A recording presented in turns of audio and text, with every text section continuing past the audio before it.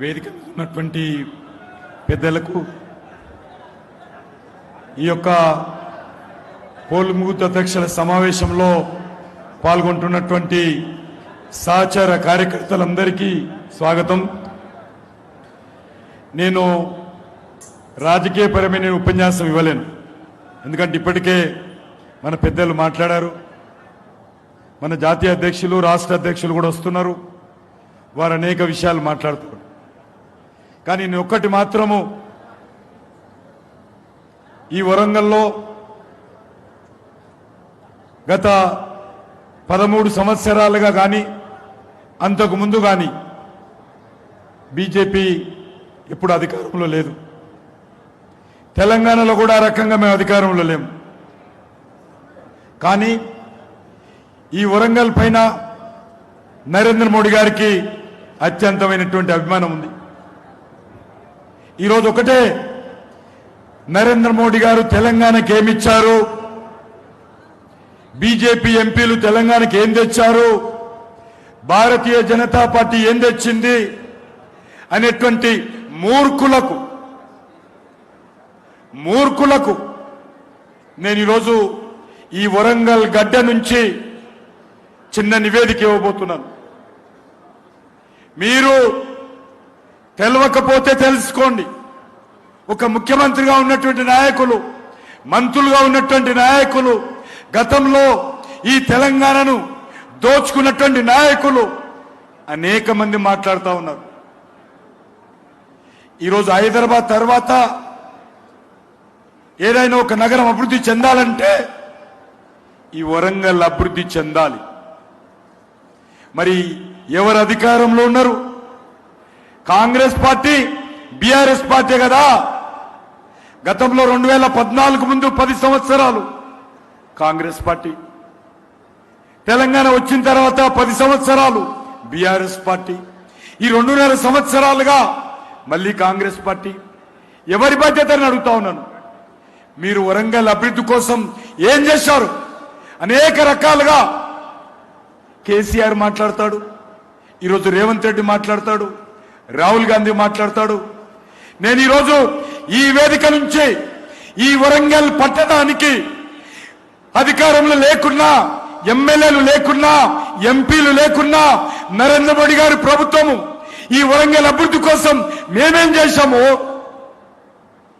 మరి TRS party కానీ Congress party కానీ ఏం చేసిందో ఇదే గడ్డ మీద వరంగల్ చౌరస్తాలో అమరవీరుల స్తూపం దగ్గర నేను చర్చకు సిద్ధంగా ఉన్నాను. ఇదే వరంగల్ అమరవీరుల స్తూపం దగ్గర నేను చర్చకు సిద్ధంగా ఉన్నాను. నేను లేకపోతే మా సాధారణ కార్యకర్తలు కానీ, మా జిల్లా పదాధికారులు కానీ, రాష్ట్ర పదాధికారులు కానీ ఎవరితోనైనా సరే మేము చర్చకు సిద్ధంగా ఉన్నాం. నా దగ్గర, నేను ఢిల్లీ నుంచి వచ్చాను, ఏమేం చేశామో అనేక వివరాలతో వచ్చాం. నేను ఊరికేనే మిగతా లాగా అబద్ధపు ఛాలెంజ్లు, తాటాకు చప్పుళ్ళు కాదు. మేము ఏదైనా చెప్తే నరేంద్ర మోడీ గారు ఏదైనా హామీ ఇస్తే, ఏదైనా గ్యారెంటీ ఇస్తే ఆ గ్యారెంటీని అమలు చేసేటువంటి గ్యారెంటీయే నరేంద్ర మోడీ గారు. అటువంటి గ్యారెంటీ మా దగ్గర ఉంది. మీలాగా 6 గ్యారెంటీస్ ప్రజలకిచ్చి వెన్నుపోటు పొడిచేటువంటి, ఇంతకుముందు పెద్దలు మాట్లాడారు, సంజయ్ గారు మాట్లాడారు, ఏ రకంగా మోసం చేశారు. నేను ఒకటే 2-3 విషయాలు చెప్తాను. ఈరోజు ఈ యొక్క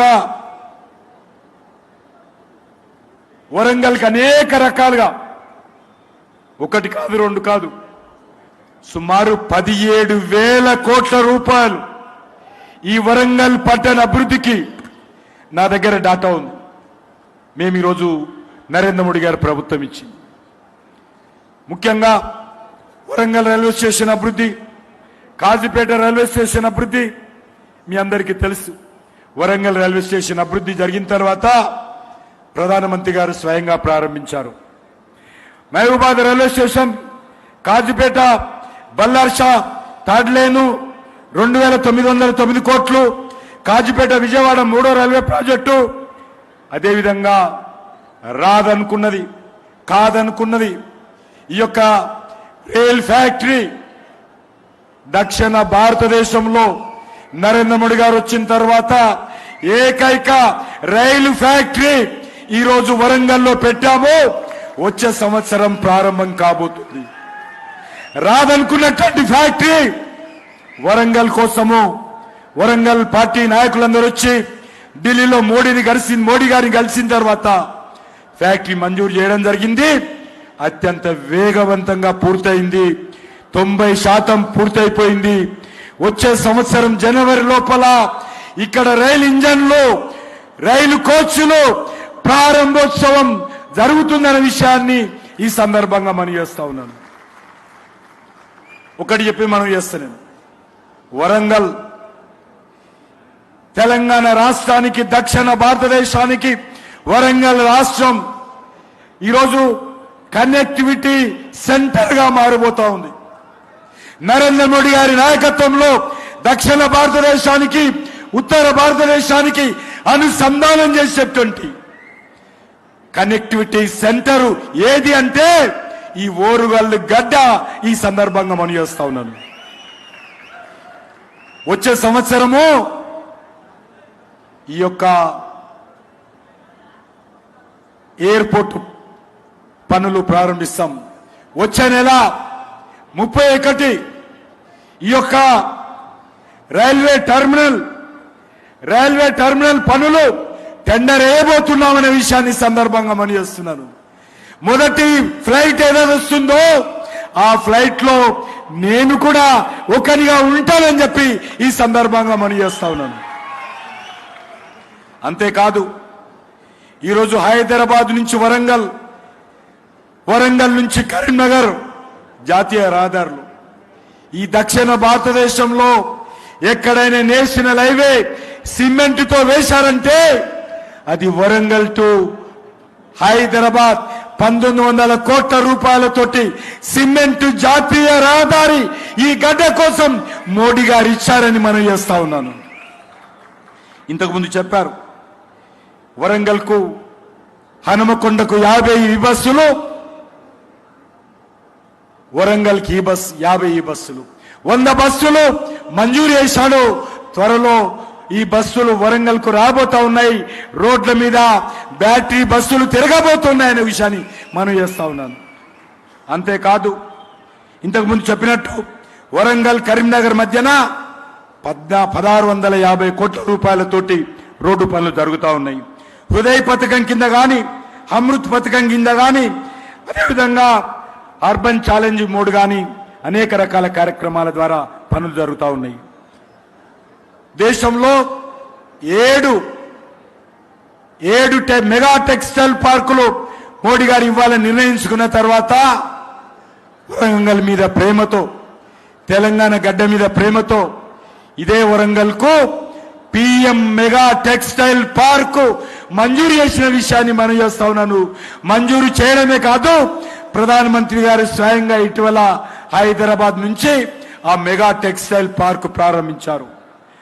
అర్బన్ ఛాలెంజ్ ఫండ్ కింద 1168 కోట్ల రూపాయలు ఈ వరంగల్లో పనులు జరగబోతా ఉన్నాయని మనం చేస్తా ఉన్నాను.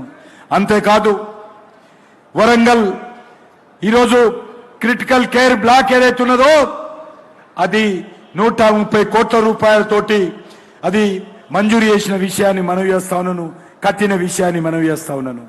అంతేకాదు గిరిజన విశ్వవిద్యాలయం మనమందరం కూడా ఎంతో భక్తితో శ్రద్ధతో కొలిచేటువంటి సమ్మక్క సారక్క కేంద్ర గిరిజన విశ్వవిద్యాలయం 1000 కోట్ల రూపాయలతోటి పనులు ప్రారంభం కాబోతూ ఉన్నాయి.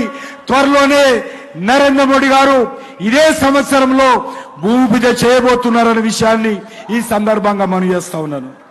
అంతేకాదు 110 ఏకలవ్య పాఠశాలలు, 77 PMC స్కూల్స్, అదేవిధంగా MSc టెక్నాలజీ 400 సెంటర్లు ఈరోజు ఈ జిల్లాకు మంజూరు చేసిన విషయాన్ని మనం చేస్తా ఉన్నాను. అంతేకాకుండా ఈరోజు వెనుకబడిన జిల్లాల అభివృద్ధి కోసం ఈరోజు అనేక రకాలుగా ఇక్కడికి పనులు జరుగుతూ ఉన్నాయి. మన ఉభయ తెలుగు రాష్ట్రాలలో ఇప్పటి వరకు యునెస్కో గుర్తింపు పొందినటువంటి ఏ ప్రాచీన కట్టడం లేదు, ఏది కూడా లేదు 2 రాష్ట్రాలలో. కానీ మోడీ గారు వచ్చిన తర్వాత మన ఉమ్మడి వరంగల్ జిల్లా రామప్ప దేవాలయానికి యునెస్కో గుర్తింపు తీసుకొచ్చినటువంటి ఘనత నరేంద్ర మోడీ గారికి, భారతీయ జనతా పార్టీకి దక్కుతుందనే విషయాన్ని మనం చేస్తున్నాను. అంతేకాదు 1000 స్తంభాల గుడి మీరందరూ చూసుంటారు, లేకపోతే మీటింగ్ అయినాక వెళ్ళి చూడండి. మెయిన్ గుడి తర్వాత అక్కడ 1000 స్తంభాలు లేకుండే, సగం స్తంభాలే ఉండేది. కానీ 50 మంటపాలతో ఉన్నటువంటి 50 స్తంభాలతో ఉన్నటువంటి మంటపము 40 సంవత్సరాల క్రితం నుంచి లేదు. నరేంద్ర మోడీ గారు ఏ రకంగానైతే కాకతీయులు కట్టారో, ఏ రకమైనటువంటి కట్టడం ఉండిందో అదే రకమైనటువంటి శిల్పాలతో చెన్నై నుంచి, ఆంధ్ర నుంచి రాయిని తీసుకొచ్చి శిల్పులతో చెక్కించి ఈరోజు అక్కడ 1000 స్తంభాల గుడిలో అద్భుతమైనటువంటి కాకతీయులు కట్టినటువంటి మంటపాన్ని పునర్నిర్మాణం చేసినటువంటి ఘనత భారతీయ జనతా పార్టీకి, నరేంద్ర మోడీ గారికి దక్కుతుందనే విషయాన్ని మనం చేస్తా ఉన్నాం. ఆ రోజు మహమ్మదీయులు ముస్లింలు ధ్వంసం చేసినటువంటి నంది 1000 స్తంభాల గుడిలో ఉండింది. ఎక్కడెక్కడ గుడులుంటే ఆ గుడులను ఆ రోజు ముస్లిం రాజులు ఏ రకంగా దాడులు చేసి మన యొక్క సెంటిమెంట్ను అర్జీ చేసే విధంగా వేలాది లక్షలాది దేవాలయాలను ధ్వంసం చేశారు. అందులో మన 1000 స్తంభాల గుడి రుద్రేశ్వర దేవాలయం కూడా. ఆ యొక్క నందిని ఈరోజు పునర్నిర్మాణం చేసి బాగా కనిపించే విధంగా చేసిన విషయాన్ని కూడా ఈ సందర్భంగా మనవి చేస్తా ఉన్నాను. మేడారంలో కానీ ములుగు, లక్కవరము, తాడ్వాయి, దామరవాయి, మల్లూరు, బోగత వాటర్ ఇవన్నీ కూడా టూరిజం కింద 100కు 100% నిధులు కేంద్ర ప్రభుత్వం ఇచ్చిన ఖర్చు చేస్తా ఉన్నాం. వరంగల్ కోటకు, Warangal port light and sound show మంజూరు చేశాను. ఈరోజు నేనే స్వయంగా దాన్ని ప్రారంభించిన విషయాన్ని మనవి చేస్తా ఉన్నాను. అదేవిధంగా ఈరోజు అనేక రకాలుగా పిఎం కిసాన్ నిధి కింద మన వరంగల్ జిల్లాలో 1841 కోట్ల రూపాయలు మన వరంగల్ జిల్లా రైతులకు మోడీ గారు వారి అకౌంట్లో నిధులు వేశారు. అంతేకాదు స్వనిధి పథకం కింద కావచ్చు, ఈరోజు ఒక పత్తి కొనుగోలు కోసం తెలంగాణ రాష్ట్రంలో నరేంద్ర మోడీ గారి ప్రభుత్వము 70,000 కోట్ల రూపాయలు ఖర్చు పెట్టింది. ఎక్కువ భాగము, సింహ భాగము వరంగల్ జిల్లా రైతాంగానికి ఉపయోగపడ్డది 70,000 కోట్ల రూపాయలు. ఈ ఒక్క సంవత్సరం అంటే ఇప్పుడు వర్తమానంలో కొనుగోలు చేశాం మొన్నటి వరకు. ఈ ఒక్క సంవత్సరమే 15,557 కోట్ల రూపాయలు పత్తి కొనుగోలు కోసం ఈ యొక్క కేంద్ర ప్రభుత్వం ఖర్చు చేసిందన్న విషయాన్ని ఈ సందర్భంగా మనవి చేస్తా ఉన్నాను. అంతేకాదు ఈరోజు స్మార్ట్ సిటీ కింద వరంగల్ పట్టణంలో ఏ రోడ్డు అయినా సరే, ఏ డ్రైనేజ్ వర్క్ అయినా సరే, ఏ బ్యూటిఫికేషన్ అయినా సరే ఈరోజు స్మార్ట్ సిటీ కింద నరేంద్ర మోడీ గారి ప్రభుత్వం ఖర్చులున్నాయి. నేను మీ జిల్లా అధ్యక్షులు ఇద్దరు కూడా ఈ డాటా ఇస్తాను. త్వరలోనే మళ్ళీ ప్రెస్ కాన్ఫరెన్స్ పెట్టి అన్ని విషయాలు కూడా ఎన్నికల ముందు తప్పకుండా నేను నగర ప్రజలకు తెలియజేస్తాను. మీ అందరు కూడా కరపత్రాల ద్వారా పంపిస్తాను. ఇప్పటికే దీని కింద మనము 70 ప్రాజెక్టులు సుమారు 1,385 కోట్ల రూపాయల పనులు 79 ప్రాజెక్టులు స్మార్ట్ సిటీ కింద వరంగల్లో పూర్తి చేశాం. మరొక 40 ప్రాజెక్టులు 414 కోట్ల రూపాయల ప్రాజెక్టులు ఇంకా పనులు జరుగుతూ ఉన్నాయి.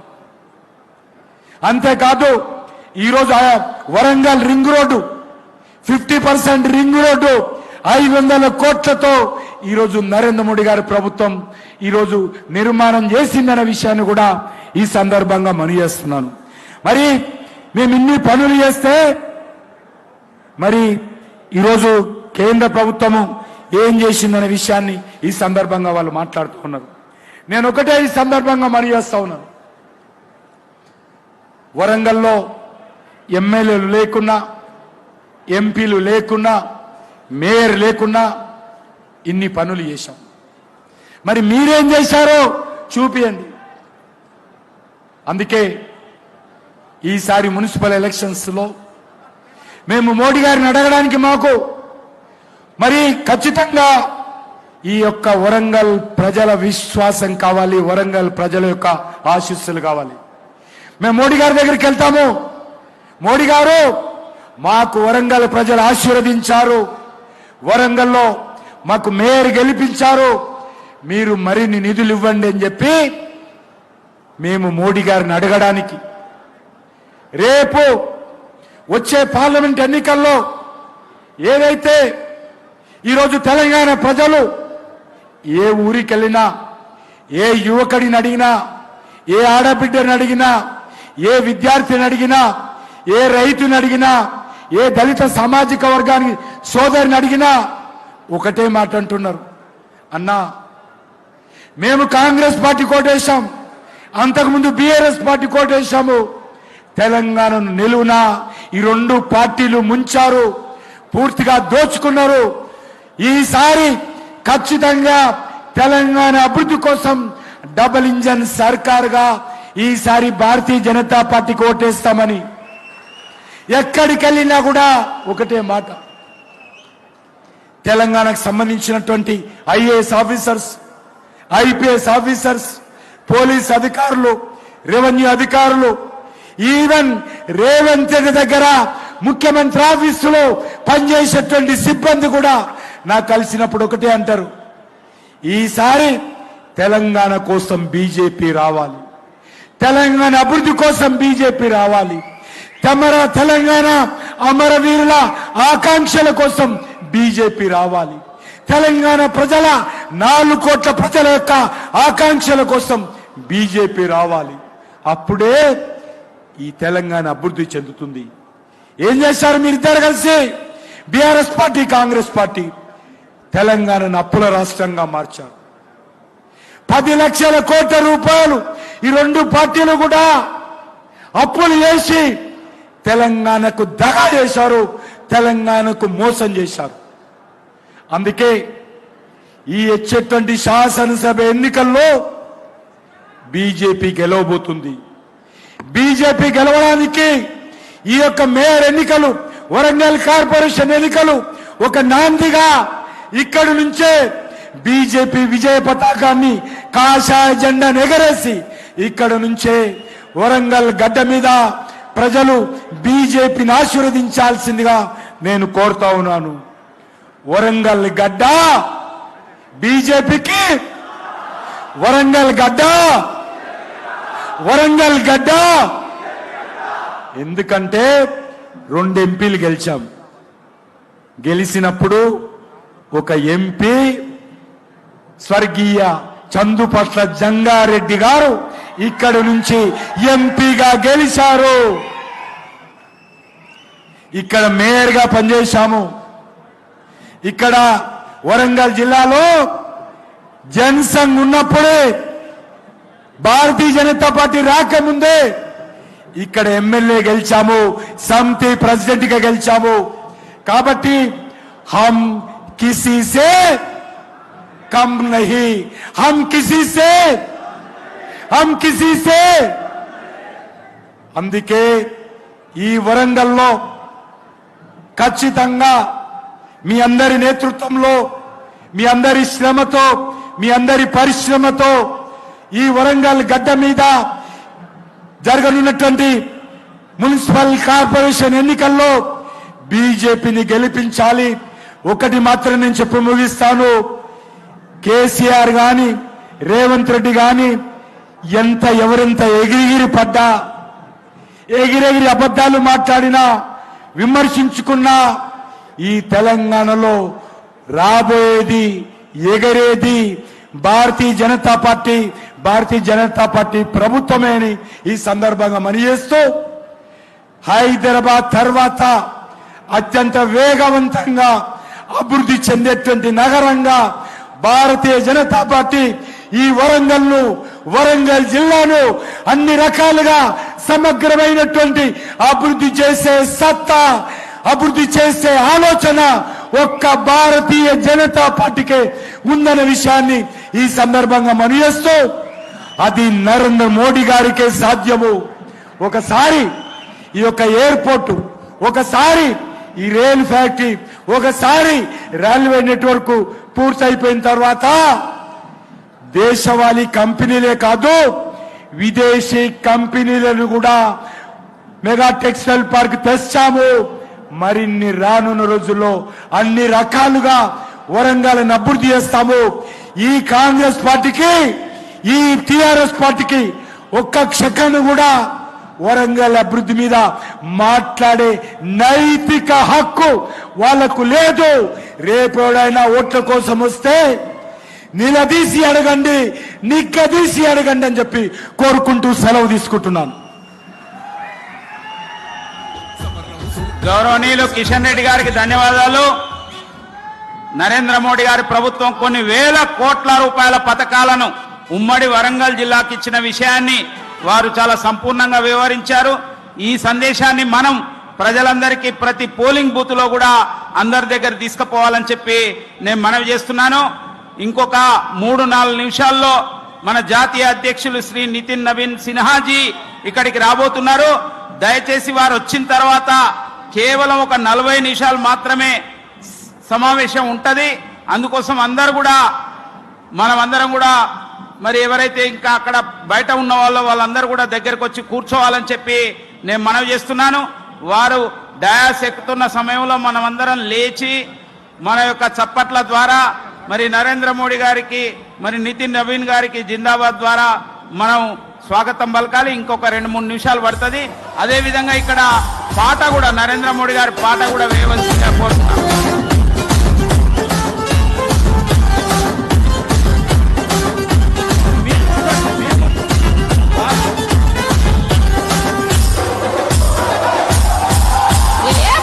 మీరు ముందు కూర్చోండి, ముందున్న వాళ్ళు కూర్చోండి, మీరు కూర్చోండి. కుర్చీలలో ఉన్న వాళ్ళు మాత్రమే లేస్తారు. మీరు కూర్చోండి దయచేసి. డిస్టర్బ్ అవుతుంది, ఇక్కడ డిస్టర్బ్ అవుతుంది. కూర్చోవాలి మీరు.